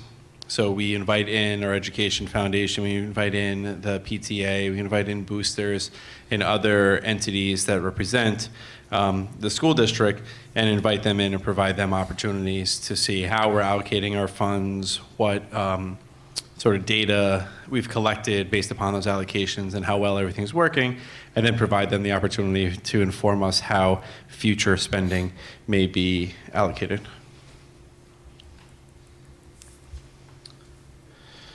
We cover some of the ways in which we make these meetings more accessible for parents. We talk about holding meetings at flexible times. So our PTA meetings are during the day when the representatives from the PTA are available, obviously listening hours before a board meeting or in the evening. So just making sure that there's an opportunity for all community members to be involved in these decisions at a time that works for them. We plan on using more surveys to gather parental input, and then continue to consult with those community organizations I spoke of before.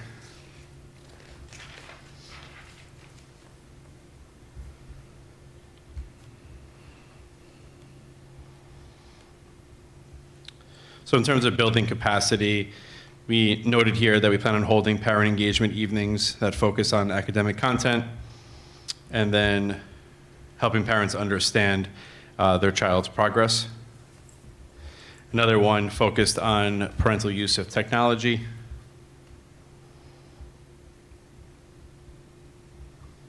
And then some of the outcomes we hope to reach out and communicate with and work with parents as partners, implement and coordinate parent programs, and to continue to build ties between the parents and the schools.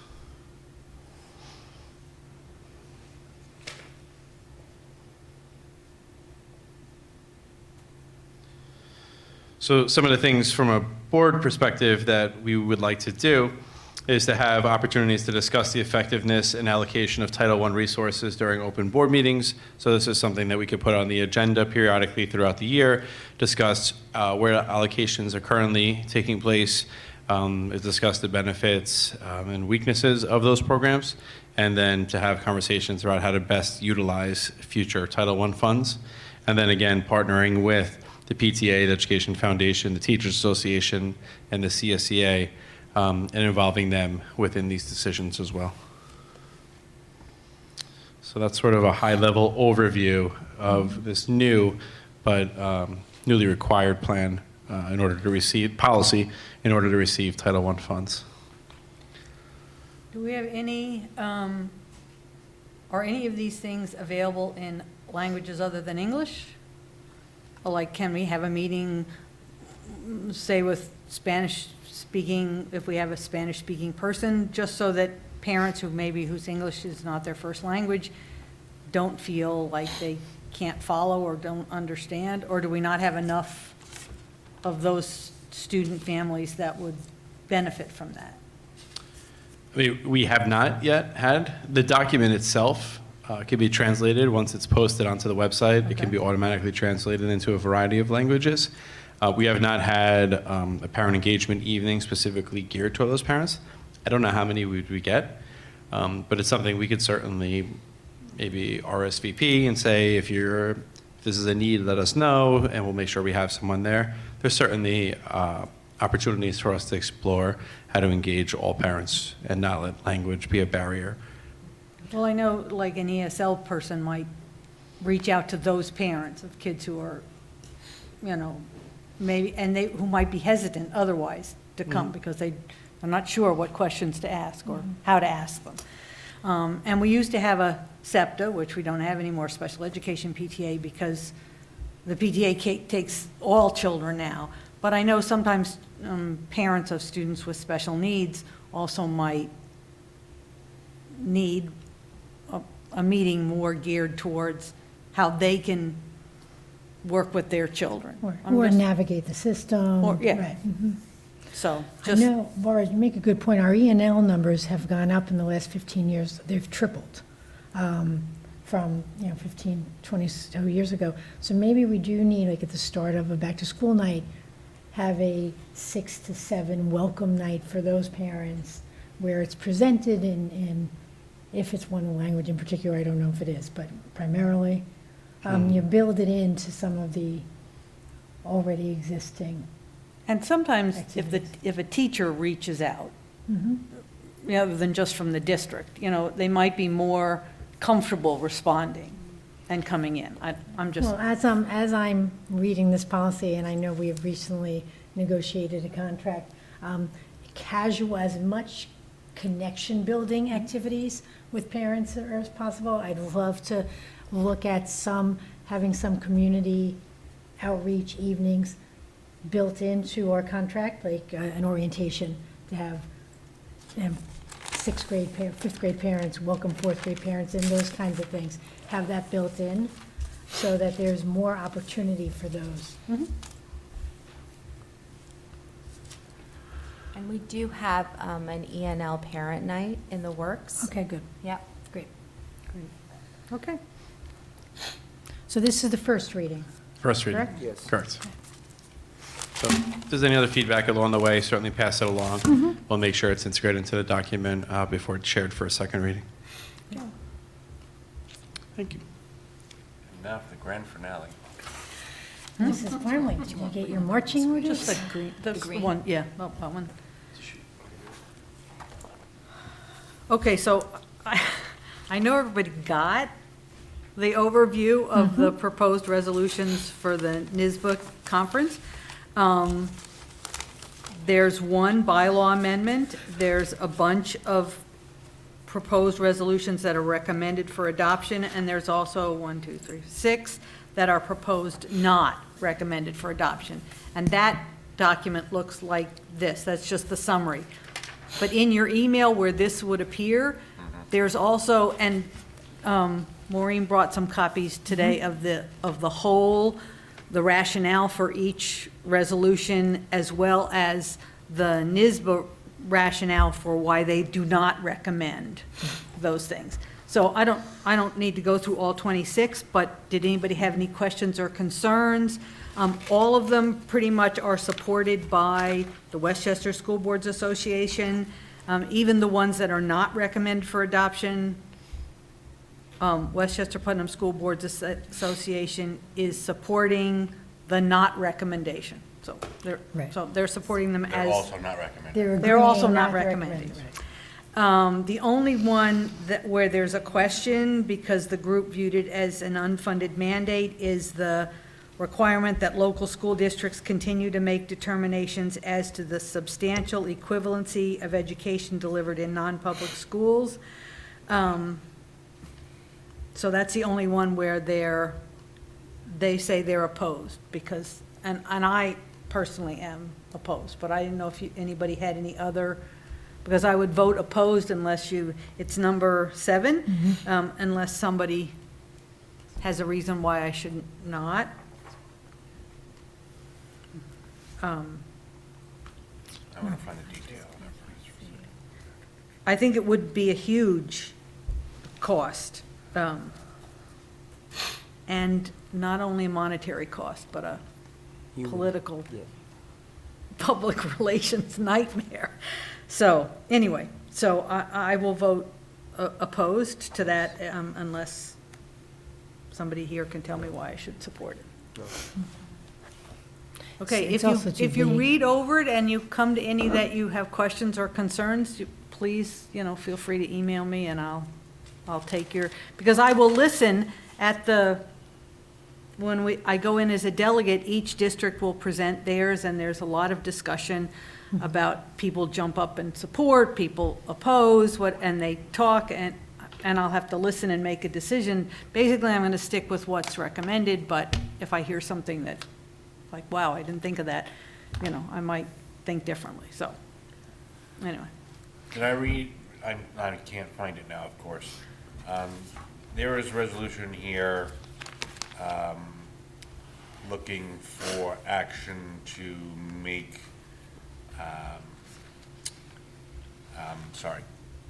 tenure renewable, correct? Isn't there one in here for that? No? I don't, I thought I saw one about, I don't, and I Right, just yeah. looked them over before I came, I don't remember that one. I think I would have noticed that too, Joe, because that's something we have talked about.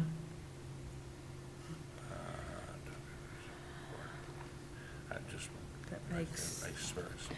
Could it be under the not recommended? hiring teachers without teaching certificates? Like what the tenure changes in that case? I don't know why I can't just make it up. Well, sure you can. Sure you can.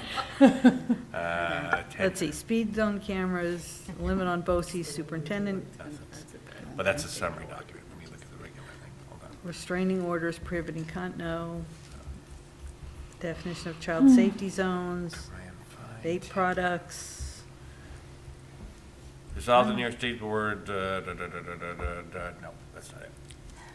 There are nine occurrences, that's not it. That's For not it. when is the conference? Is it 2 weeks or this week? 2 weeks. 2 weeks. So we don't have another board meeting? We don't. I will be there at the At next the board next meeting. board meeting, that's what I thought. Okay, so I'm doing it. I'm doing it right now. don't snap at the treasurer, please. Resolved that the New York State School Board Association support legislation that creates a process for tenure review and renewal occurring every 5 years throughout the career of all tenured public school employees. Where is that? This under? is potential resolution submitted by the Ontario School Board. It's on page 33 of the booklet.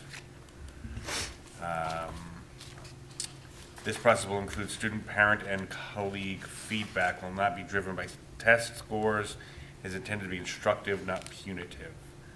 And there's a rationale. Well, these are potential So resolutions. these are they're not Yes, up these for are voting potential now. resolutions. Okay, It's whether they So actually somebody's come gonna come up for. and present that. Right. So that, for future conversation and potential adoption at the next, no, at that meeting. okay. Yeah. So Oh, they're okay. gonna, somebody's gonna stand up and say, on They behalf haven't of the made it- Ontario They haven't School made it Board. yet, they're gonna bring it up then. So and this then is look kind for a of second teasing and that they're everything planning else. on doing that. So And what do you think? I think it's a positive thing. Okay. That's me. Okay. Basically saying 10 years, not lifetime. Okay.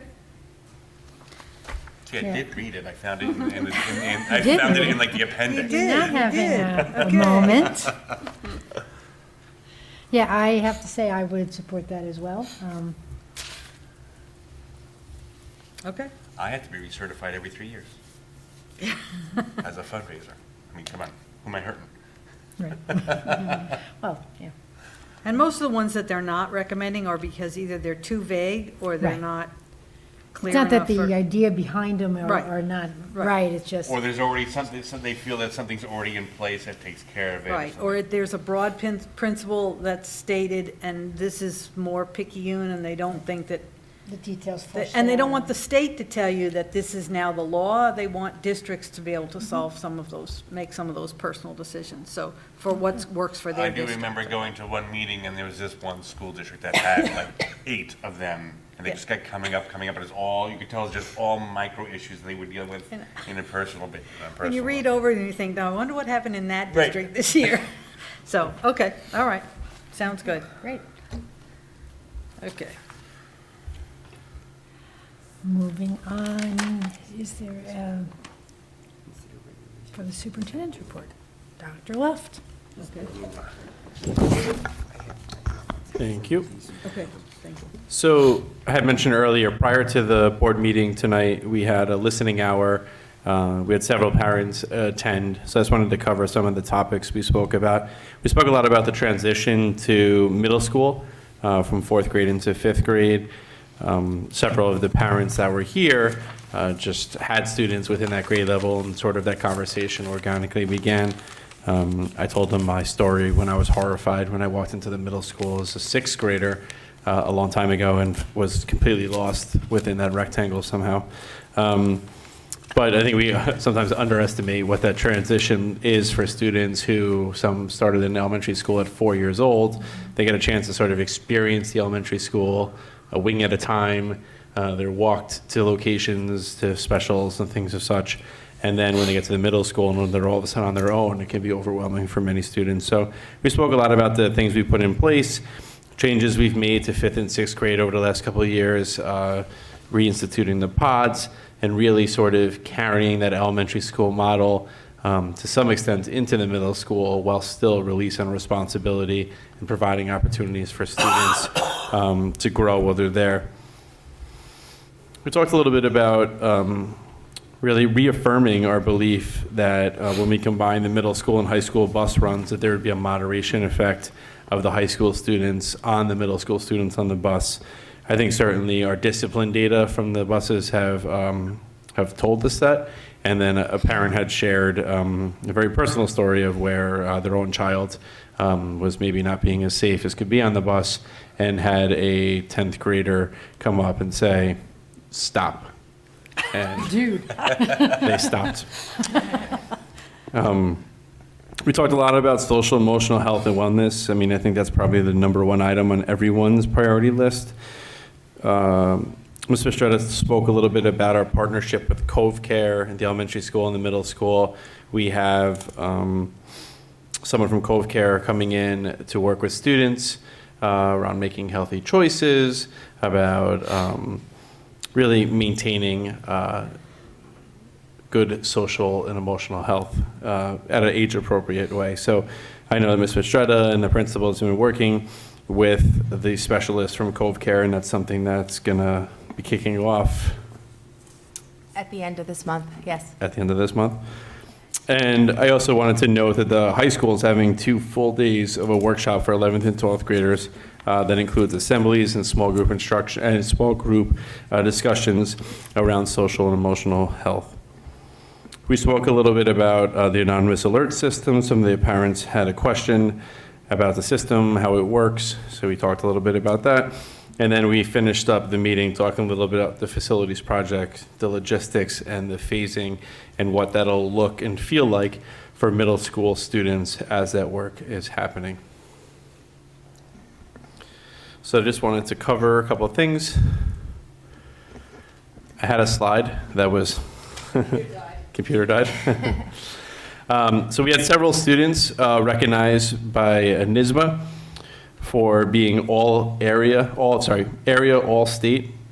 So we had students recognized for the all area, all state in mixed chorus, and the choir, and the all state band.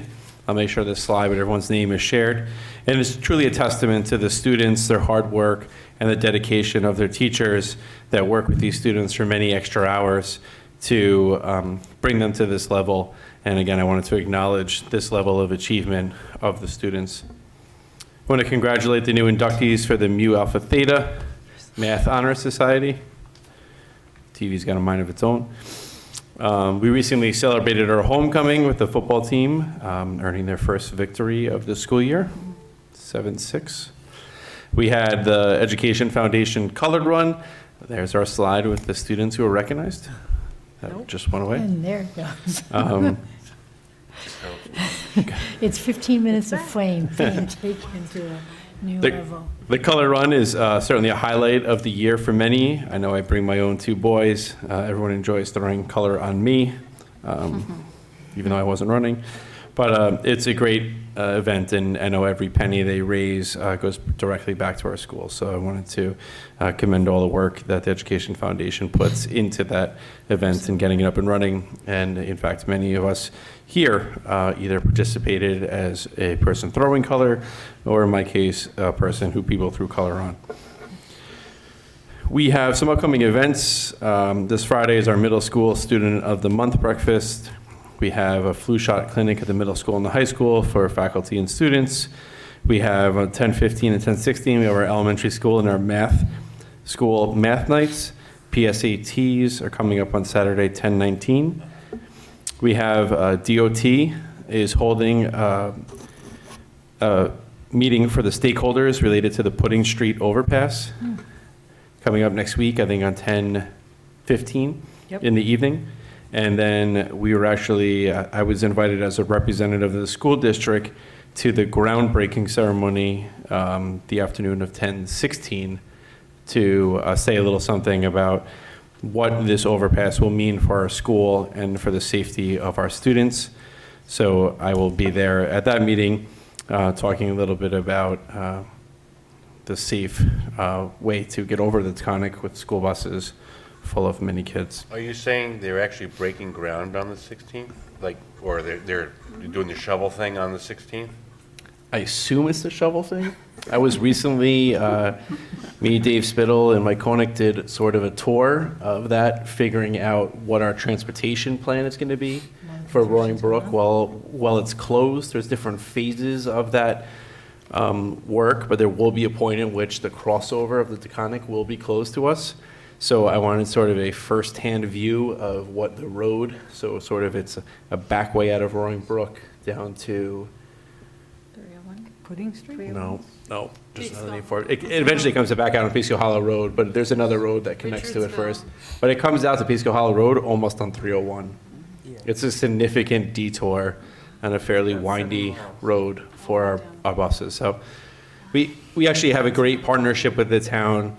I've already had conversations with Sam Oliverio and Larry Cobb about what is this going to mean.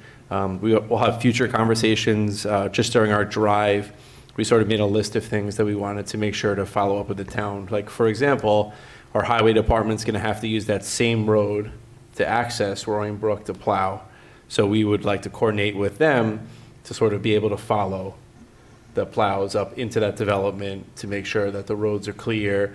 They'll be cleared by our own highway. This is our hope, at least. They'll be cleared by our own highway department, who has to travel on that road anyway to get to Roaring Brook and then maybe back out. So we've had great partnerships in the past, and I have no reason not to think they'll continue. But those are some of the things that we'll be discussing within Putnam Valley locally. But so this stakeholder meeting, I know one of the things that the Department of Transportation already reached out to me about was the timing of this. At one point, they were going to start in the spring, the closure, and then be done by the end of the summer. So that would have affected one school year. So I was okay with that. And then they were like, well, we might not be done by the end of the summer, so it could still be closed in the fall. So now we're affecting 2 school years. I said, that's not going to fly. So the last I heard, and I'll obviously have an update next week, is they were going to delay the closing until after school was out. So we'll be fine for this entire school year. They'll close it sometime in July, and then next year's schedules will be built on the fact that that closure will be in place up until whatever point it's open, and then we can change. So that's at least the last I heard, what our plans are moving forward for that. I'm hoping I get a gold shovel or a hard hat or something like that, but I have no guarantees. Is it a public event, Dr. Luft, or by Technically, yes. invitation only? Technically, yes, it is a public event. Because there's a couple of former employees that I would love to reach out to. Marilyn Higgins, a former TA, who I remember when I came into the district 15 years ago, talked about taking pictures when her children were babies, and there was no stop sign even. So there are parents in this district who have been having this conversation for 35 years. And I think for those people, She's going to the informational meeting. yeah, I just, for those people, the fruits of their labor that we didn't even know they were laboring is coming to fruition. It may be a little headachy for us, but it's been a long time coming. I just don't know that you want a whole lot of people in the middle of the Taconic. Yeah, probably not. I was asked if we'd be willing to host it in the event of inclement weather, so if we're hosting it, you're more than welcome to crash the groundbreaking. So, my last item, and then I was actually going to ask Ms. Mistretta to say a few things. I just wanted to recognize, I know this was happened early in the spring, but Alex and Keiko Waters were awarded an Academic Achievement and Commitment to Community Service Award by State Senator Sue Serino. So Dr. Inchireri and I were invited to a town board meeting and where they were recognized. So it just sort of came up in the paper recently, and I know they're two tremendous students and athletes and all around good people. So I just wanted to recognize those two young women and congratulate them on their achievement. Ms. Mistretta? Sure. So I know that Ms. Podesta and Mr. McCarty have spoken a lot about the opening of their school year, but I just want to reiterate that we've had some very successful back-to-school nights at all three of our schools. And just recently, we had very successful picture days at elementary school and the middle school this past Monday. In my new role, I've had the opportunity to visit all three schools, and like Dr. Luft had just shared, even when I go into the middle school, I'm still a little bit lost, which is unbelievable because I can navigate the elementary school probably with my eyes closed. But one of the reoccurring themes that I really see throughout the district right now is true collaboration. So collaboration amongst the administrators, collaboration amongst the teachers, and what I'm most proud to see really is collaboration amongst the students. And I know that our principals have shared specific examples, but I just kind of want to just highlight a few things that I have seen throughout the district. And so I just see, I'm seeing a lot of team and department meetings and increased collaboration with teachers and also with students. Recently, I visited a fifth grade classroom where students were working together to measure temperature, and I was just so impressed with the discussions that they were having and the higher order thinking questions that they were asking each other, and kind of challenging each other and saying to each other, you know, are you sure that that's the right temperature? Like, let me double check, but really doing that work in a respectful manner. The other thing I wanted to share is that we recently, in fact today, had a middle school teacher come over to the elementary school to observe a elementary school AIS teacher. So we are beginning the process of doing our classroom visitations, and right now we're starting with our non-tenured teachers, visiting some of our veteran teachers, but we're hoping to expand that and have more visitations for all teachers. This week I worked with this morning I met with our third grade team, and earlier in the week I had met with Shannon Tarkington and Marissa Tarkington to discuss our third grade Pen Pal program. So that's something that we sort of piloted at the end of last year, and with 2 classes, and it was very successful. And the 3 classes that didn't, or the four classes that didn't participate were not happy. So I really thought that it was a great way to bridge our elementary school students with our high school students, and also a really great opportunity for our students to practice another area of writing, friendly letter writing. And so we have decided to expand it across the entire third grade. So we're going to be working, Mrs. Tarkington in the high school will be working with her 10th graders and 1 12th grade class, and we will be exchanging letters with all of the third grade classes. And then at the end of the year, they'll have a little get together where they'll come over. So looking forward to that. I also just wanted to share quickly that our CEE, which is the Center for Environmental Education that we are working through with BOCES, was here this Tuesday. And they worked with kindergarten exploring the weather with My Senses. So the students were exposed to various kinds of weather within the Hudson Valley. An environmentalist came into each class and talked to them about using their 5 senses to learn weather. So they did things such as like listening to a shell and looking through a prism, smelling a jar, and then the classes made their way outside to sketch pictures and write words that they observed in nature. Our 4th graders also participated in a CEE program, How Beavers Built the Hudson Valley. The grade level met for a whole group assembly in the auditorium to learn about how beaver pelts were once used in the Hudson Valley for trade purposes and the importance of them. And then they broke up into smaller groups to learn about trade blankets and how they were able, how the Europeans were able to trade goods in order to, Europeans and Native Americans were able to trade goods in order to help each other meet their needs. And the CEE is coming back next week for another program with fourth grade. So we're very excited to be able to offer these unique learning experiences to our students. I think I just wanted to also just give the reminder about our homework help night that I know Dr. Luft had mentioned, which will be with Mr. Coleman and myself next week on Tuesday, October 15th at 6 p.m. at the elementary school. So we hope to see people come out. Thank you. The same time as the open house? Ah, What's that? I said, so it's the same time as the open house about the Pudding Street thing. Oh, It's is it? Pudding Street, Oh. yeah, stakeholders meeting is at the same time as the elementary Now I school have to method. choose. I hate having to choose. Oh, that's right, because Barbara, you were there last time. Yeah. Yes. I'll take it. Well, I can fill you in. Okay. Okay. Okay. My computer froze. I'll be with you in just, there we go. Okay, is there anybody from the PTA, PTSA here this evening? So I'd like to open it now on public contribution on the listed agenda items. And moving right into new business. Ms. Farrow, can you start us off with number 1? Resolved on recommendation, Superintendent of Schools, the board hereby creates a .6 FTE part-time social worker position at the high school, effective November 12, 2019, and appoints Kayla Morales to the position as a one-year part-time .6 FTE appointment, effective November 12, 2019 through June 30th, 2020, on Step 1, MA prorated of the PVFT salary schedule. Ms. Morales holds provisional New York State social worker certification. Second?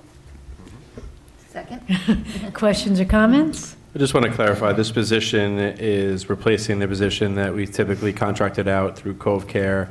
Lorraine Anderson had done it for several years at the high school. The decision was made to reallocate the money that was budgeted for that consultant position and use that same money to hire our own in-district social worker. So this is a new position, but it's replacing a position that's been in the budget for several years.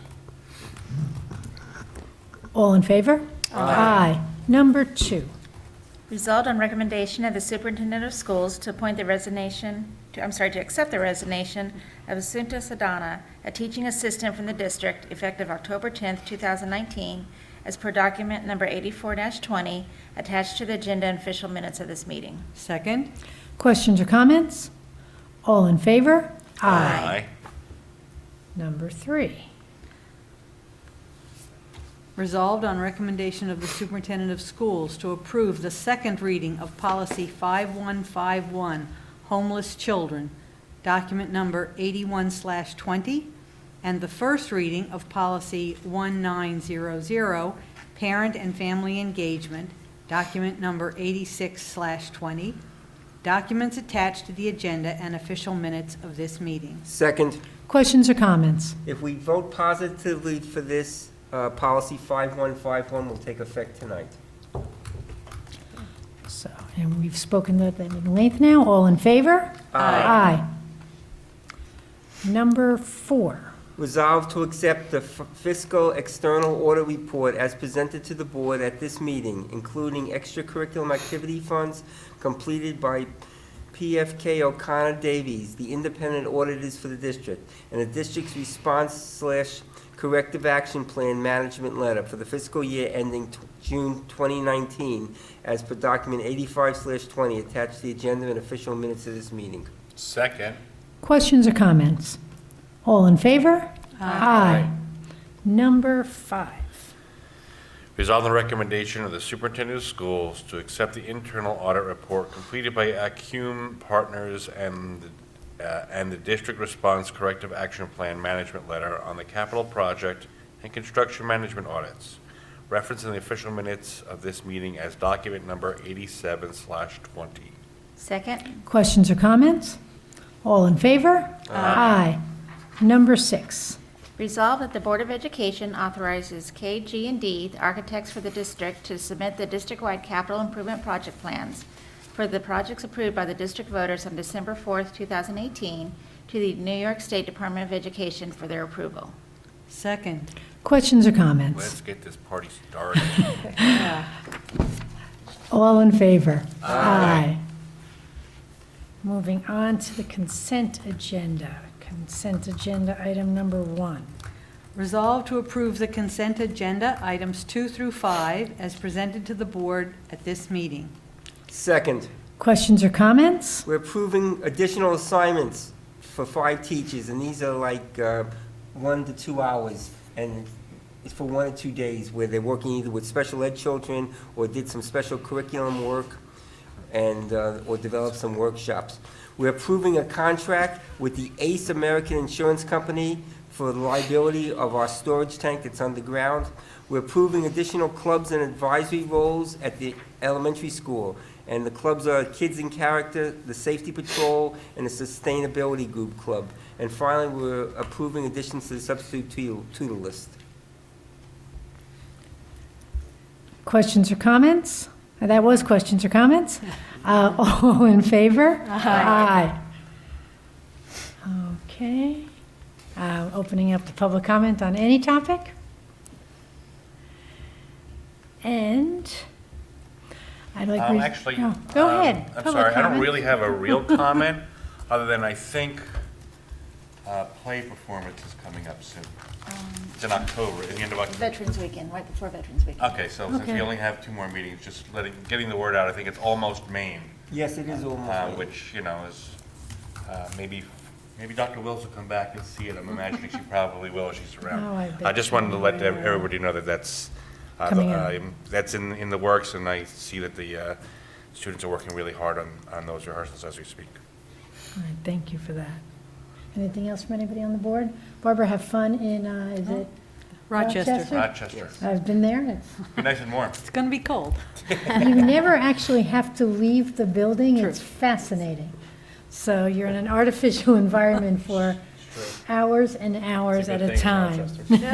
Just good recycled air. Love it. Next 2 years, it'll be in New York City, so y'all can go. Yes, we did go. Yes.